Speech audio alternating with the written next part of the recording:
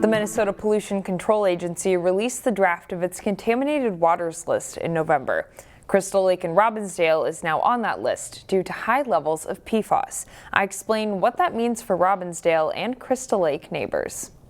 It's a year-round effort in the land of 10,000 lakes. We're out there looking for a lot of the pollutants that are out there. Laya Charles is a part of the MPCA team that coordinates the Minnesota Impaired Waters List, which Crystal Lake and Robbinsdale was recently added to. This is the first time it's being listed for PFOS in fish tissue. Scientists found PFOS, or perfluorooctane sulfonic acid, in Crystal Lake fish tissue.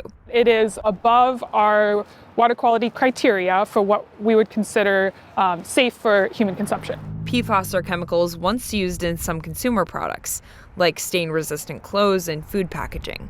Human exposure to PFOS can lead to a number of health issues. You might have to limit your fish consumption from that, but check with Department of Health on that. Summer Streets is a research scientist with the MPCA.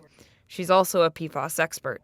She suspects the contamination came from firefighting foam, and it's not likely to last in the lake. PFOS, anyway, happens to have a very short half-life in fish. That's the amount of time it takes for the fish to get rid of half of their load of PFAS. Streets says the contamination will likely cycle out of the fish in Crystal Lake in 2 years. In the meantime, most Crystal Lake activities are still all clear. It's important to remember those uses, because just because it's impaired for aquatic consumption doesn't mean it's impaired for aquatic recreation. The Minnesota Department of Health offers guidelines on consuming fish from bodies of water with PFOS. We'll share a link to that resource on ccxmedia.org.